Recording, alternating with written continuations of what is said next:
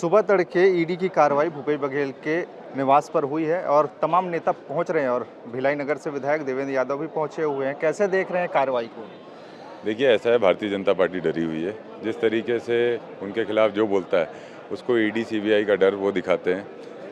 CD कांड, जो फर्जी सीडी कांड था, उसमें न्यायालय ने जिस तरीके से आदरणीय भूपेश बघेल जी को बाइज्जत बरी किया, उससे कहीं ना कहीं सरकार को लगा कि किस तरीके से हम अपना दबाव बनाएं।